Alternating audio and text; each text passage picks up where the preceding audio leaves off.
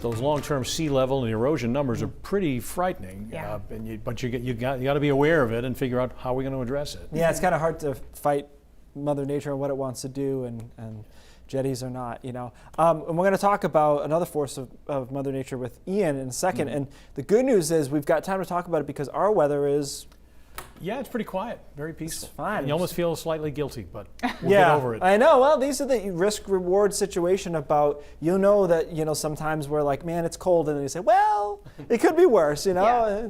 73 is what we get to today in Portsmouth, 70 in Portland, and it had a more summery vibe. We talked about how we kind of brought it back from the brink over the weekend. It felt very fall-like. Oh, it is fall, but it felt cool. 67 is our average high, got to 70. A couple of sprinkles out there. The overall pattern, and we spoke about this yesterday, is conducive to some instability, chances of showers kicking around. But the reality of it is there aren't actually that many showers out there. Just a couple of sprinkles into northern Maine and the mountains, and a couple of down into Vermont as well. But most of us are going to be dry tonight and even tomorrow when we drag a cold front through.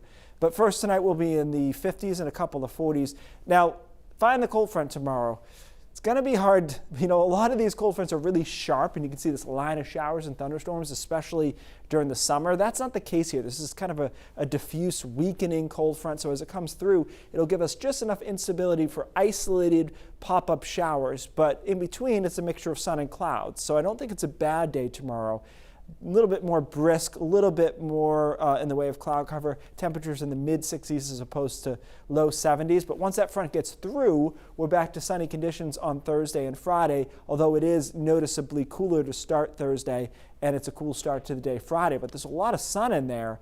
That, as high pressure builds in, and that high is going to protect us not only for Thursday afternoon, Friday, Saturday, Sunday, and it keeps Ian down to our south. And we're going to now talk about what's going on with Hurricane Ian. It is now close enough that you can see it off the radar off Key West here. And it is probably undergoing what you call an eye wall replacement cycle, which is a sign of it intensifying further. Now, if you haven't paid attention since yesterday, Tampa was the headline yesterday, right? The models wobbled just a little bit south and east with this storm. So I now think that Tampa is not really the spot that's going to be hit hardest with this storm.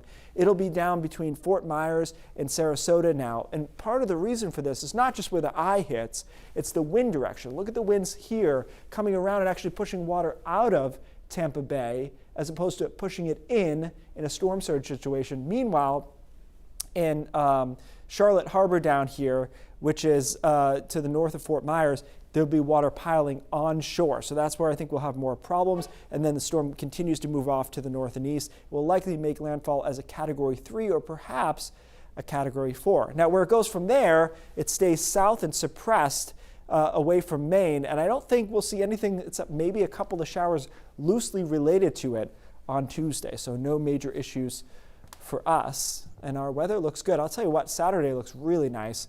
70 degrees, largely sunny, and plus 1 to 2 points for being Saturday. And then Sunday looks pretty good as well in the low 60s there. And again, maybe a couple of showers possible on Tuesday. But we talked about yesterday how, hey, if it's not Tampa, it's somewhere on the west coast of Florida. Because it's got to go somewhere there. Yeah, and it may actually make 2 landfalls, one in Florida and then back into Georgia after that. Would it re-strengthen again likely, or? A little. Yeah. It's typically not as much time, not quite as warm there for it to get way up to strength.